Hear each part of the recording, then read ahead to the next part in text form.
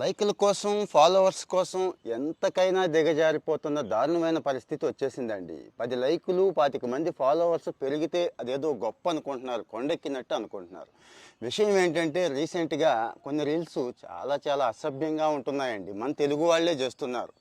లైకులు కావాలంటే సామాన్లు బాగుండాలి ఆంటీ అని చెప్పి ఒక పిచ్చి కుర్రాడు ఒక రకంగా వాడేదో చేశాడు.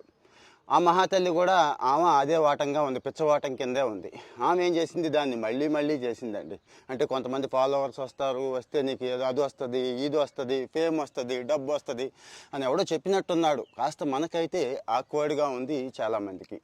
సరే, ఎక్కడి నుంచి వస్తోంది ఈ పరిస్థితి ఏంటి అంటే, క్యారెక్టర్ కాదు, అంటే మనం చేసే పని కాదు, ఏదో రకంగా ఫేమస్ అయిపోవాలి, సెలబ్రిటీలు అయిపోవాలని చెప్పి ఏదో కొంతమంది, ఇందులో సెలబ్రిటీలు అయిపోవచ్చు, ఇది కూడా గొప్ప విషయం అని కొంతమంది. ఇక రెండోది, ఆ సామాన్లు బాగుండాలి ఆంటీ.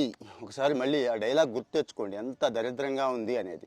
సామాన్ అంటే ఏంటా అని మొదట్లో వదిలేసాం, కానీ నాకు తర్వాత అర్థమైందండి. అంటే ఆడవాళ్ళు ఇన్స్టాగ్రామ్లో సగం బట్టలు వేసుకొని ఆ డాన్సులు అవి చేసేవాళ్ళు ఉంటారు చూడండి, వాళ్ళతో వీళ్ళని పోల్చుకుంటున్నారు.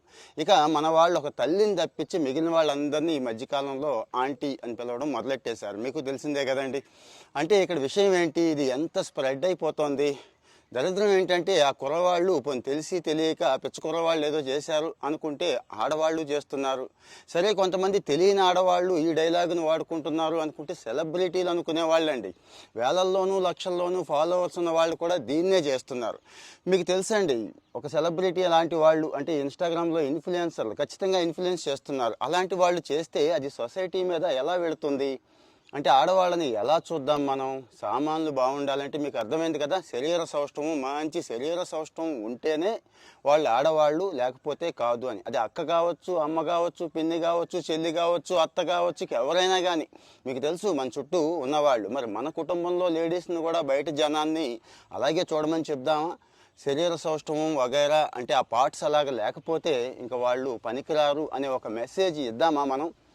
వాళ్ళకి ఏమీ ఉండదు అంటే వాళ్ళు ఉపయోగపడని మనుషులు అనేది నాకెందుకో అట్లా అనిపించిందండి. మనుషులు అట్లా ఉంటేనే మనుషులు అంటే, ముఖ్యంగా ఆడవాళ్ళ శరీరం గురించి మనం మాట్లాడుకునేటప్పుడు మన ఇంట్లో వాళ్ళు, మనకు కావలసిన వాళ్ళు ఉన్నారు ఈ విషయంలో అనేది చాలామంది మర్చిపోతున్నాం. మరి ఎంజాయ్మెంట్ ఉండాలి, ఎంతవరకు ఉండాలి, ఒక రేంజ్ వరకు ఉండాలి. మీరు ఒక లైక్ కొట్టారనుకోండి, ఇన్స్టాగ్రామ్ అల్గారిథం తెలుసా మీకు?